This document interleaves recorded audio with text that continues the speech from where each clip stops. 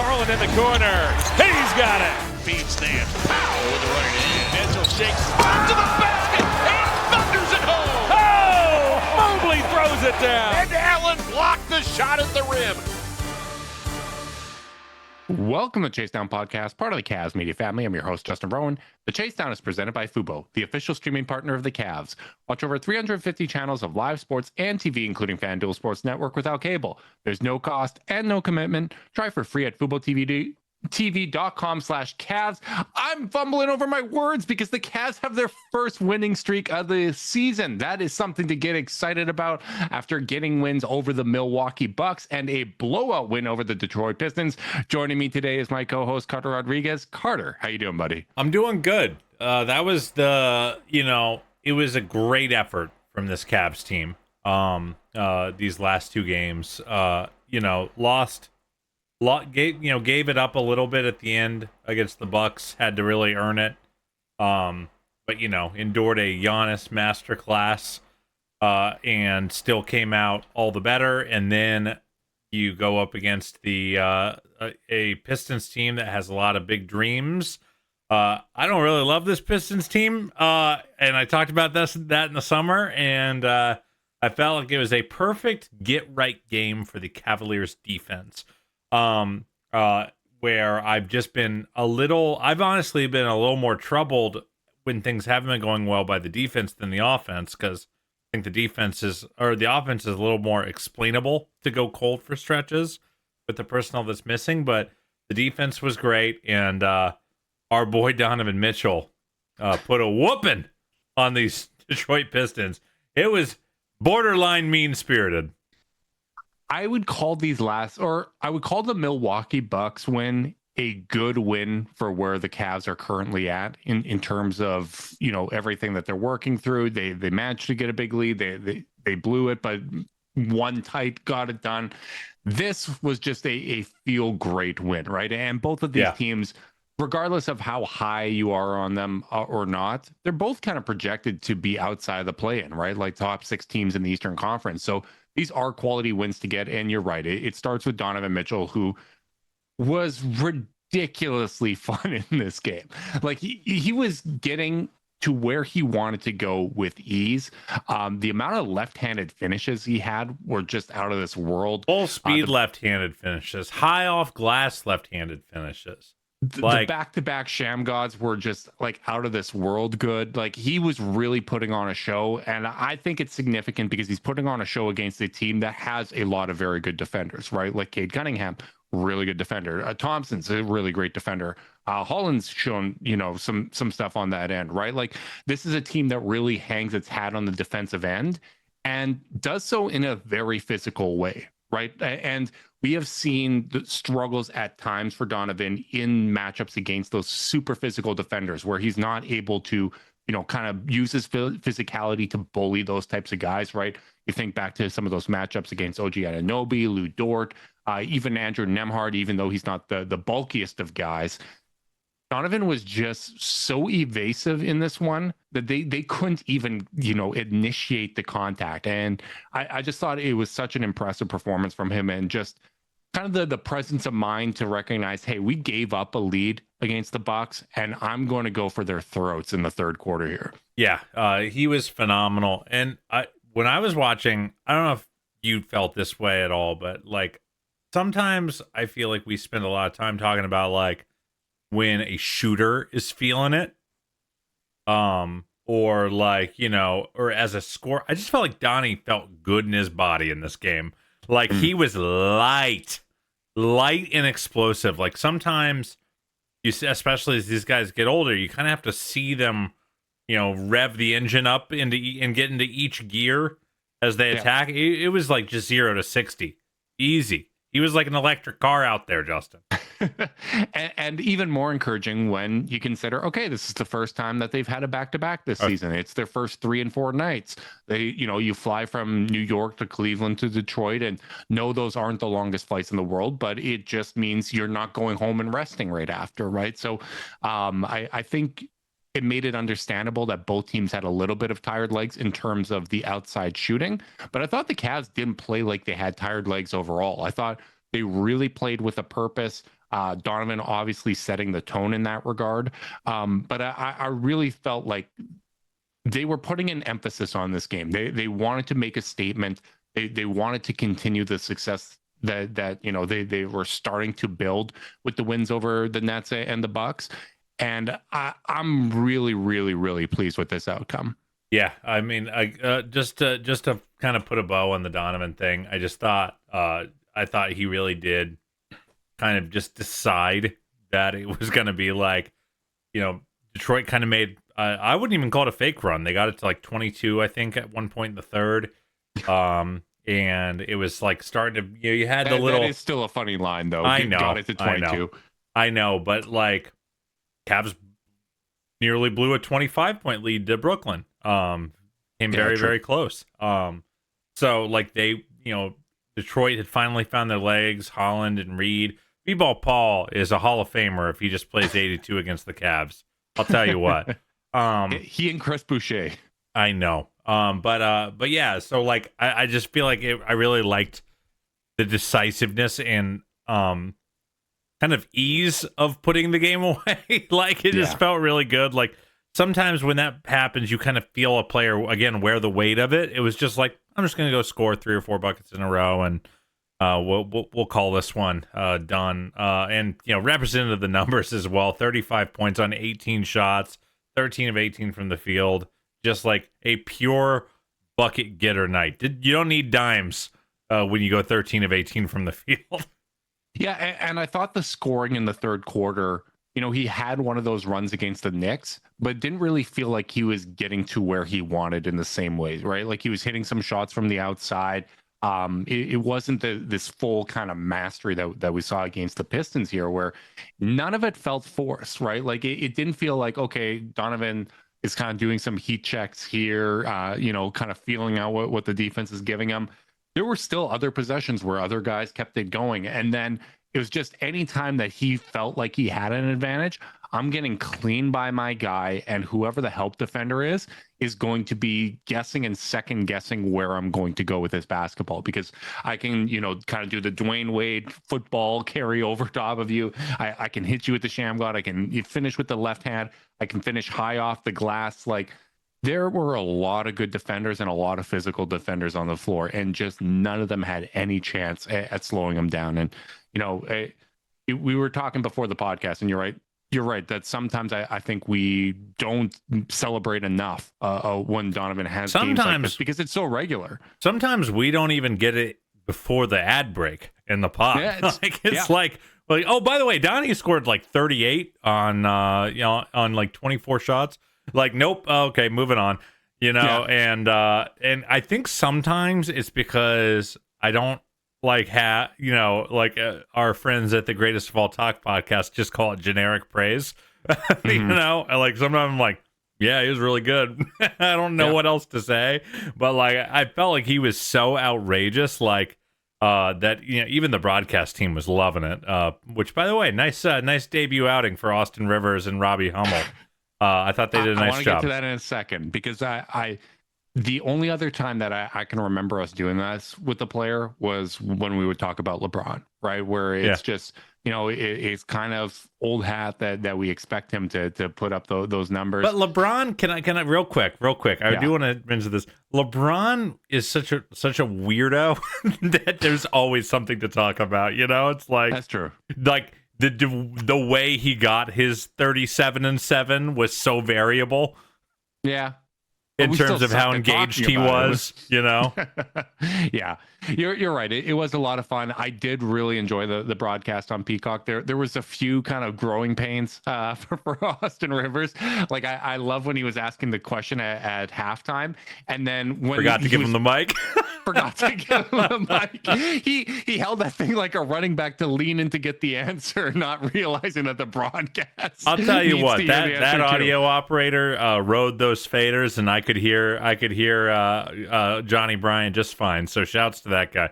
Yeah, I like it though. I like these broadcasts taking some hacks when it comes to different approaches. That Go ahead. Sorry. No, I was just going to say, like the two kind of commentators, one by each bench, seeing what Prime is doing too with the the massive setup that they have. I'm just excited to see, someone try to do something a little bit different, and so far it's landing for me. Yeah, I mean, I've really enjoyed the coverage so far, but like I think actually more than an LED studio, more than a bunch of commentators, sitting the color guys sitting by the bench instead of at the booth. Like all these things are interesting hacks. I think the most important thing is just hearing some new voices. Like I think we've heard the same like 10 or 12 people calling NBA games for like 15 years now.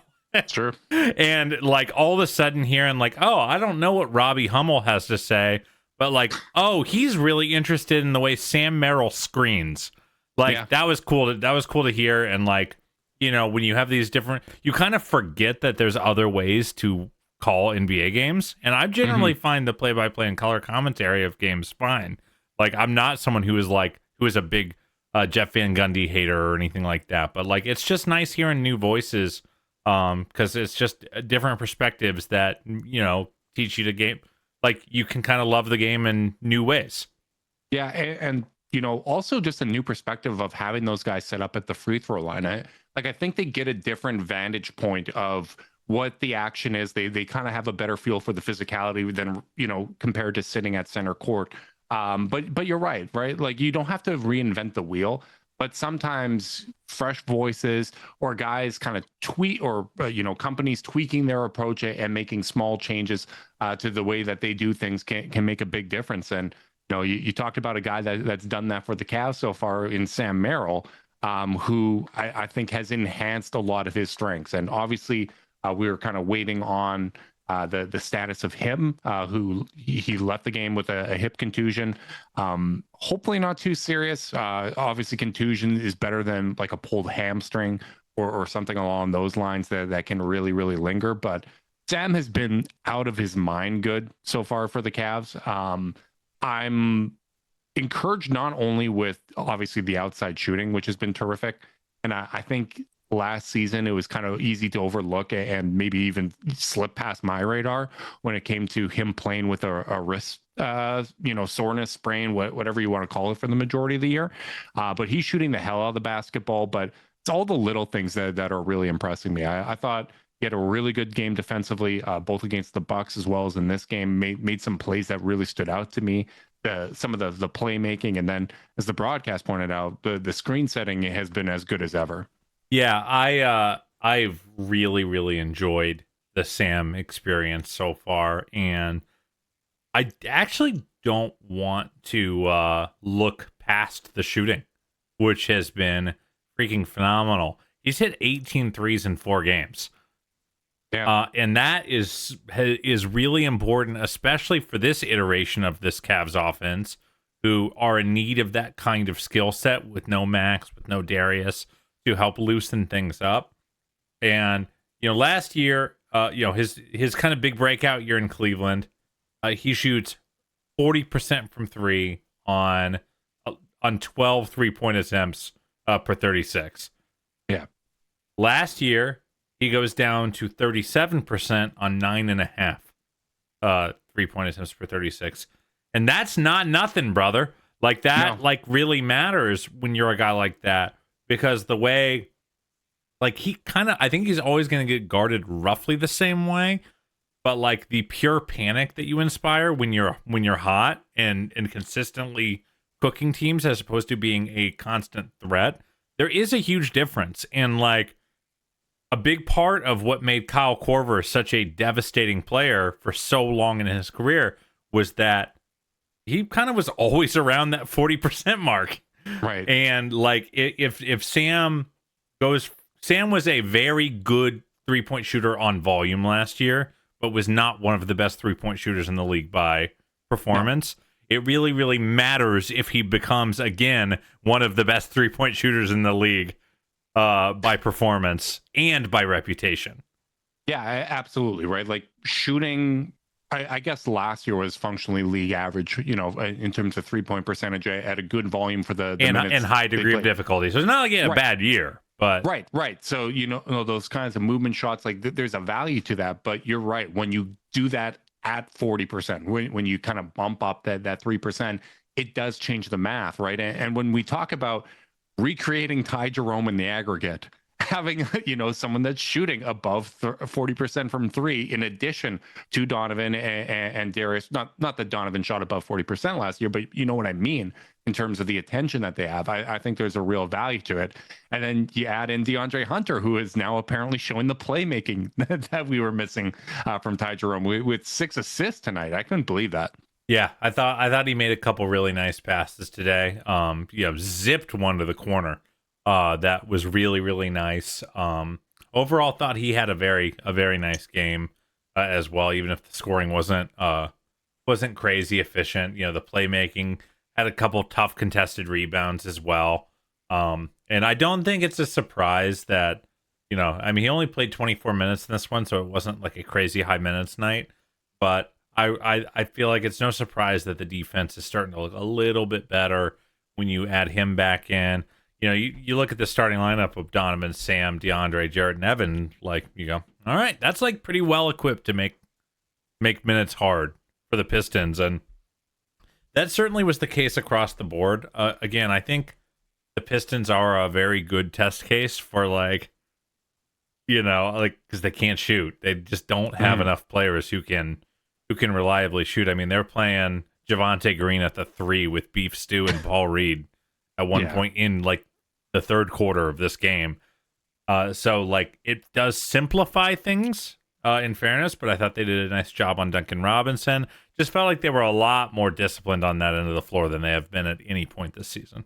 It's an important test case for when they play the Orlando Magic, right? A team that only has one guy that can shoot. That's going to play with some physicality. I agree. And I think the biggest thing with DeAndre coming back is you just see how much better everything feels when everybody slides down just one, position within the rotation, right? Like, I just think it normalized so much for this team. Got off to a good start against Milwaukee. Obviously they blew that lead, but I thought that the defense in that game was well ahead of the offense, right? I thought Milwaukee got back into that game because the Cavs offense kind of stalled out, but the defense was there. I thought Jared Allen did a terrific job on Giannis in the minutes that he had. They threw a lot of bodies at him. Giannis was unbelievable in that game, by the way. He remains the most, I guess Wemby is now, but Giannis has a certain brand of unfairness. He looks like he's going to be a top 2, finisher for MVP this season. Like he looks as good as I've ever seen it. But the Cavs made him work, right? And I thought they did a good job of limiting the chaos that he can create, right? Like, there's going to be possessions that frustrate you where he pushes off with an arm and you wonder, well, like, he's already physical enough. Do we really have to penalize me for this? But they did a good job of maintaining their composure. And overall, I just feel like the defense is catching up to where it needs to be quicker than the offense is, at least with these last 2 games. And even going back to the start against Brooklyn, right, where it looked like, they were energized on the defensive end. They created havoc. And then because they thought the game was out of hand, they took their foot off the gas. I think some of that happened against Milwaukee as well. Probably not the same level of, they're not really a threat, but they got a little comfortable with the lead. And then this game against Detroit, defensive intensity was consistent, throughout the whole night up until garbage time, where, you're not going to read too much into that. But the Cavs were strong defensively, and I thought they got better offensively as the night progressed. I actually didn't love everything at the start of the game. It kind of felt like, maybe 1 out of every 3 possessions, I felt good about the look that they had. And it almost, how sometimes we talk about how you can let perfect be the enemy of good. I felt like they were letting good be the enemy of excellent, where it's like, okay, the first decent look that they got, they were taking it, where this team, when they're at their best, sacrifices decent looks and moves the ball until they get great looks. And I thought they got better at that as the night progressed, and particularly in that third quarter when they were just carving up Detroit. I thought it was some of the best offense they played all year. Yeah, I think you're right. I still think that's just going to be hard for them because of the lack of ball handling, especially when on a night where Lonzo doesn't play. I thought Craig was very, very steady in his minutes. I thought Proctor had nice minutes for them, but it's still not the same amount of kind of getting into the offense that you otherwise want, and obviously didn't shoot crazy well or get a lot of threes up in this one. But yeah, I mean, I do think the process is, they're still definitely finding themselves on that end of the floor, but that's what I expected. I didn't expect the defense to have as many blown coverages as they did in those first 2 games. So definitely, and even the Milwaukee game, I felt like they were more sound defensively, even in that second half. I just thought they got run over by the Giannis train, which happens. And like, even when they were sound against him, and I felt, I don't know if you can do a lot better than that. Milwaukee still often got great looks because he is just that physically imposing. By the way, I know this is we're kind of bouncing all over the place, but I like that Milwaukee team. I think they're good, and I think really, yeah, I do, and I liked them. I'm. This might be just a teensy bit of confirmation bias, because if you remember in the offseason, I was much higher on them. I just think they have a clarity of construction now. Like they have their I think the Dame thing just never really felt that comfortable. So even they always felt a little less than the sum of their parts with Dame, because of that partnership was never really there, and Giannis just isn't really an off-ball player. That's not really his bag. Moving into a world where it's we are going to have guys who are either going to defend, shoot, or self-create when Giannis sits. That is the plan. I'm going to say something that's a little hurtful to you. Yeah. Is it possible that they looked better than you thought because Kyle Kuzma wasn't active? Very possible, and I'm not hurt by that. But even a guy like Cole Anthony, who I think has looked really good for them because he's got a little bit of self-creation juice, because you don't really actually need that much, because Giannis is going to get you so many clean looks. So it's just better. It might just be better to be big, tall, and strong otherwise. And I know you're lower on Turner than I am generally as a player, but I mean, they really did some great handoffs when the Cavs were running inverted pick and roll with Evan. He's looked great for the Bucks in the games that I've watched, so I got to tip my cap there. I forget who was on with Karma and Lima, but they had a national analyst on, and he was pointing out how he thought that the Bucks were going to overachieve, and one of the central arguments was Doc does really good with, almost less talent, like a team that he can overachieve with, that he just kind of gets buy-in up and down the roster. And there does seem to be a lot of belief and everyone just knows their job on that roster. I think there's a value in that. They might be the third or fourth best team in the East. That is my takeaway after a week and a half or a week of basketball so far. Hey, it is early, but that's what we're here for. We're here to give takes, right? That's why we got these microphones in front of us. You're right, though. It does seem like everyone knows their role. Kind of like Zoom AI Companion just naturally knows its role alongside us, Carter, because only you can do your best work. Zoom AI Companion can help you do the rest, like automatically taking notes, answering meeting questions, and helping you respond to your coworker. Available at no additional cost with eligible paid plans. Work happy with Zoom AI Companion. Let's go to Evan, because I think it's important. It warrants a discussion. I was going to ask you just to go there. He does tend to come up on these podcasts. I continue to kind of battle with what I'm seeing when it comes to Evan, because on the one hand, he's been playing well. What he is putting up is actually pretty damn impressive. On the other hand, I think, we have such high expectations for him, and the bar has been raised, that we're still wanting to see a little bit more. We're still wanting to see it kind of come naturally. And I thought he was a lot better in the second half against Milwaukee. I thought he was terrific against Detroit. I thought this was some of the best defense that he played all season. And it's starting to feel a little bit more natural, in my opinion. I think there are things that they're figuring out, even from a spacing standpoint, in terms of where he attacks, where you have Donovan lined up. There was a couple times where Mobley was dribbling on one end of the court and Donovan was on, the weak side corner. I liked what that did from a spacing standpoint. I like some of the stuff that they're running with DeAndre. So I'm encouraged and I feel like it's moving in a positive direction, but it definitely still is a feeling out process. Yeah, I mean, I think I agree with you. Let's just look at the season on the whole so far. He has not shot better than 50% in a game so far. Hey, 50% tonight, though. 8 of 18, 5 of 12, 5 of 13, 5 of 10. So the volume hasn't been great either, in fairness. In terms of positive indicators, the playmaking's up. 3, 5, 6, 5 assists. Mm-hmm. The blocks and steals are great, between 2 to 5 every game. I think I agree with you that the process looks better. The inverted pick and rolls, which I thought were kind of aimless, he's at least, I think some, I don't know, obviously, but I feel like someone sat down with him and drilled some tape of those, because he's dribbling more aggressively through the pick and roll and making the defenders commit to him one way or the other. I still think he's having a hard time deciding what to do in that liminal space. Like right now, I think it's a little too eager to get to the pull up when on the hedge and recover.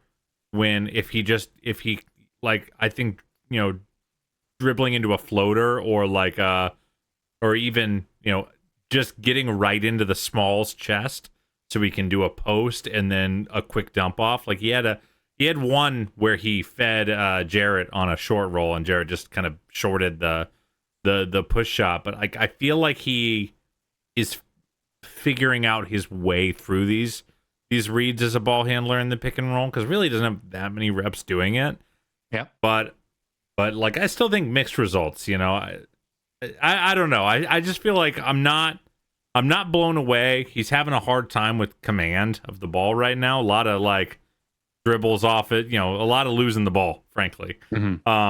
So the leap has not come that many were predicting, but it is nice to see, even from game 1 to game 4, that we're seeing some good progress. Yeah, I feel like I am seeing problem solving from him, where there were times where he didn't beat the defender on the first move, beat them on the second, but then he still went to a third move. I think that's happening a little less frequently. One of the things we talked about after the Nets game was, hey, you're still trying to just go over guys when you can go through them. I think he answered the bell to some extent there. What is it? 18 free throws in the last 2 games. That is something that we've never really seen from him. And of course, there were some intentional fouls at the end with Milwaukee, but he is initiating contact at a higher rate, and that's really encouraging. But you're right. There is going to be, no matter how much you practice this stuff, there is going to be a learning curve in getting it to translate to NBA speed, right? And as he adds things this season and as he becomes more comfortable with them, teams are going to get film on it and they're going to come up with counters, and then he's going to have to counter. And it's just going to go that way over the next, 5 months. People talk about, hey, there's nothing you can learn from the regular season. Learning how Mobley reacts, how does he get on himself when those struggles occur? Does he get in his own head? Or if he does get in his own head, does it only happen for a few possessions?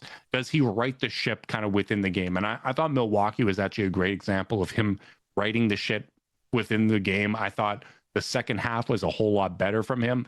I'm not seeing I missed a couple shots, so now I'm going to kind of float into the background. I haven't felt that from him this season. So I like the way that it's going. I just think that this season is going to be all about finding that right balance, right? Between self-creation, between using him as a hub to create for others and himself, right? I think a lot of players within that archetype are some of the most dangerous dribble handoff weapons in the league, right? Where they can use that those types of sets and those actions to self-create for themselves or to open up for other guys.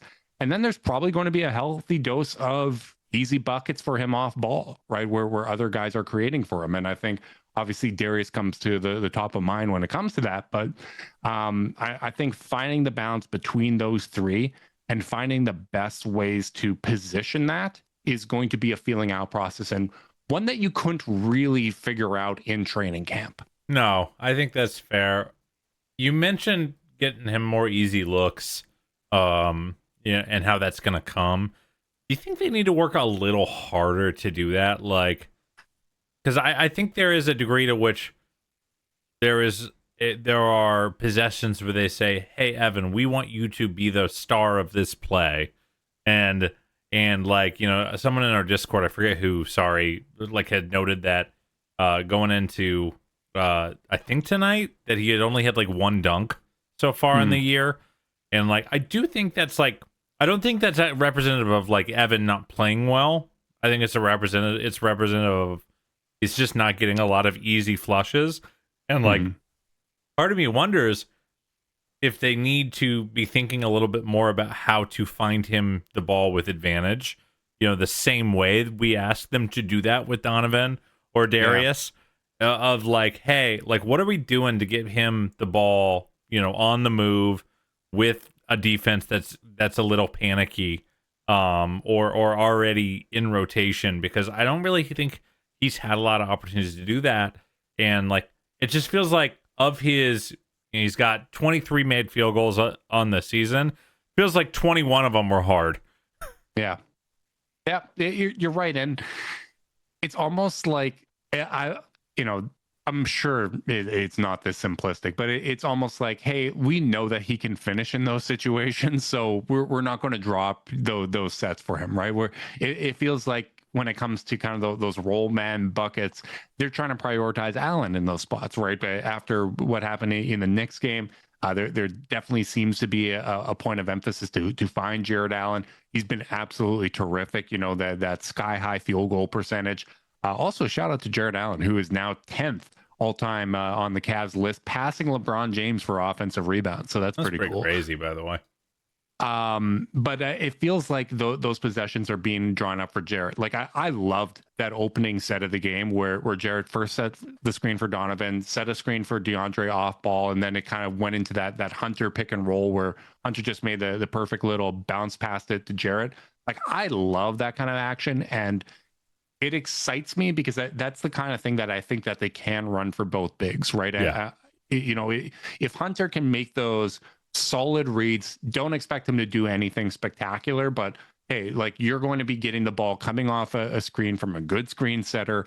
You're going to have advantage here, and you're either going to score for yourself or find the roller. The stuff that you can layer on when you do have Darius and Donovan out there as well, right? Or when you're attacking in second units and this team is fully healthy and you have a Max Strus out there as well. Like it excites me for what the possibilities of this roster can be. But whether it's Evan, whether it's Jared, or even, more talented scorers in Darius and Donovan, I just want like that baseline 15-20% easy looks to get all of these guys going, right? Like I just kind of want that built in. And it feels like they almost feel like we know Mobley can do that. Let's work on the stuff that he's trying to work on.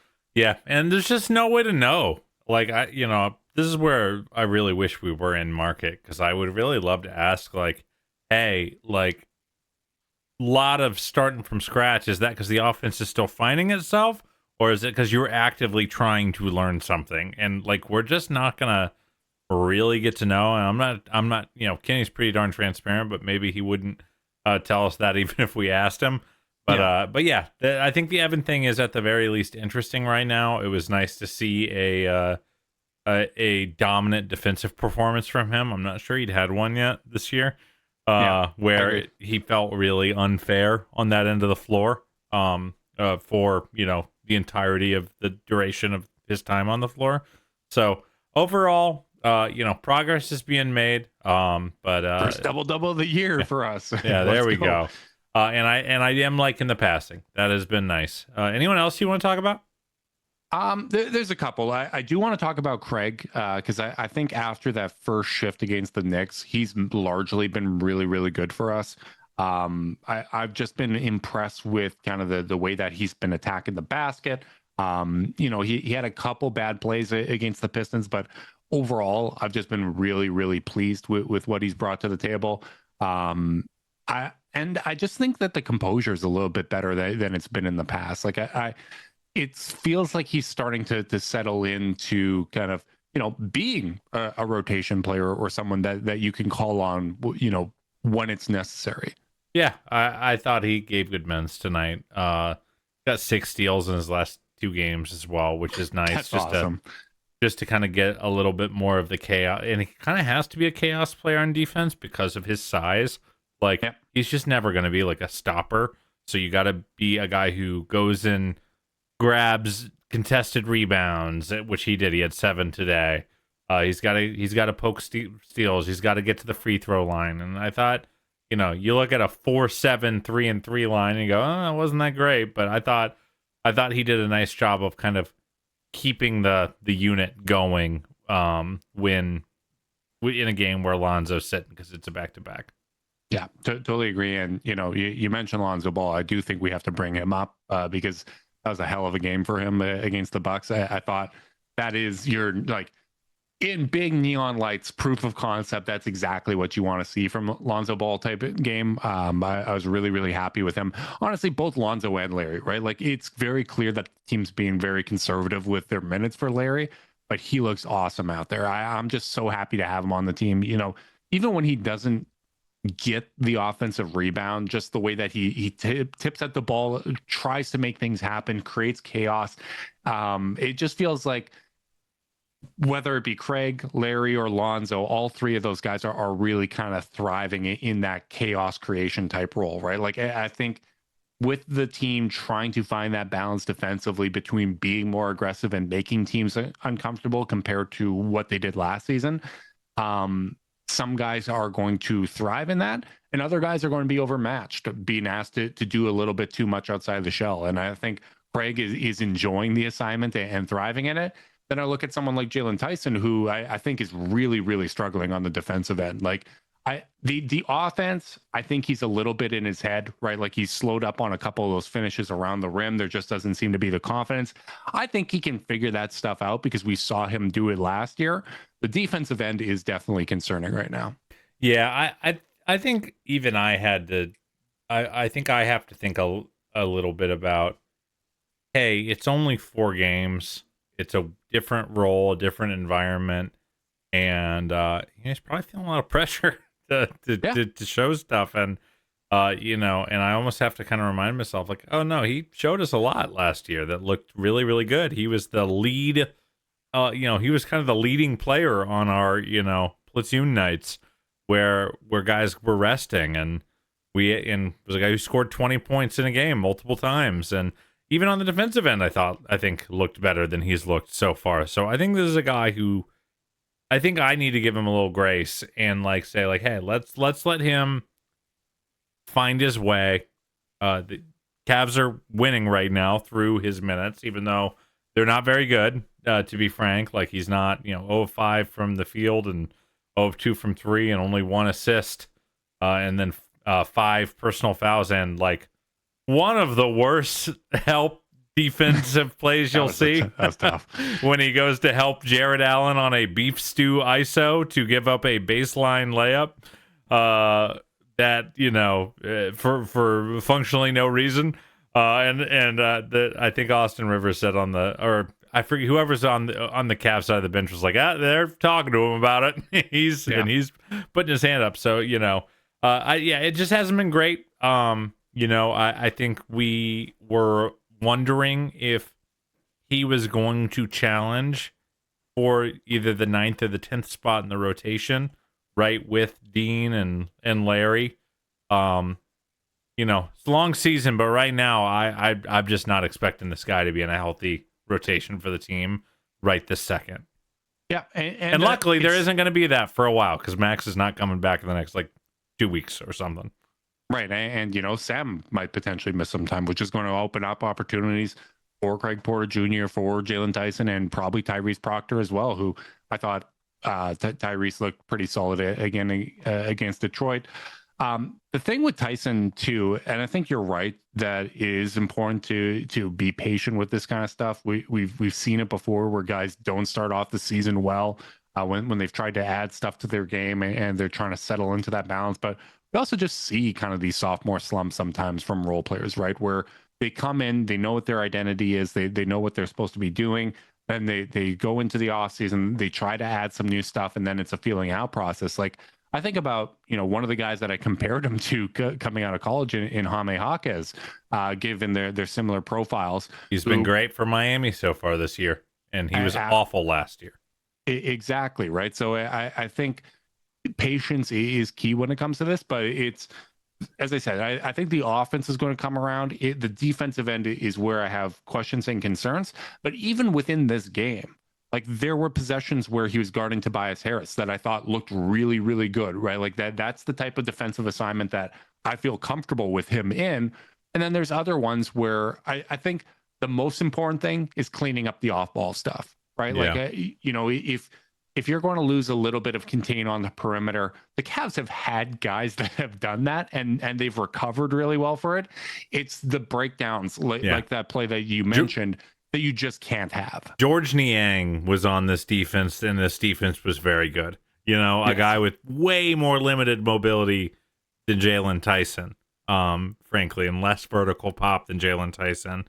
And I think even like worse length, like it's just he's not an athlete. I think George would tell you that. And he would probably tell you that. Yeah, there's a lot of ways to skin a cat on defense in the league, and Jalen needs to kind of find his footing in terms of just making good decisions and reading and reacting quickly. He got a steal in this one, which was not, a nice little rip of Tobias Harris that knocked the ball out. And you're right, D'd up pretty well in a couple of possessions, but like it's just got to come on either end. And one thing I'll say on the offensive end, and this is really hard, and it's probably freaking unfair, so huge grain of salt. I do kind of want to see him play with the on-ball juice that he plays with when all the guys aren't out there.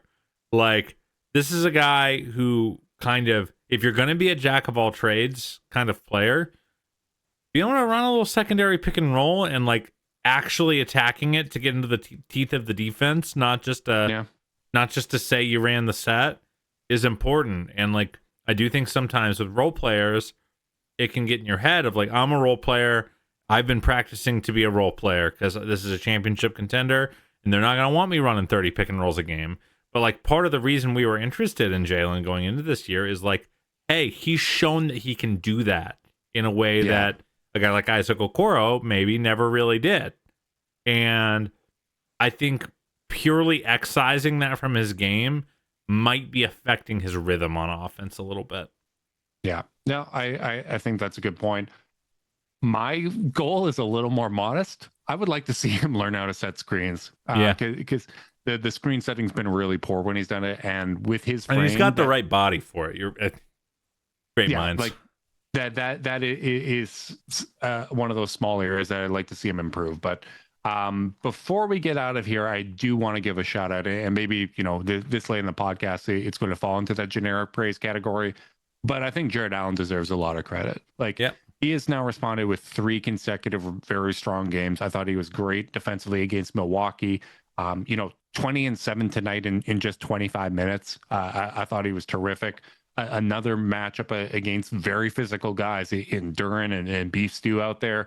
And he had beef stew for dinner, man. Like that poster dunk was something special. Yeah, I've really loved his activity in the passing lanes these past couple games. Yeah.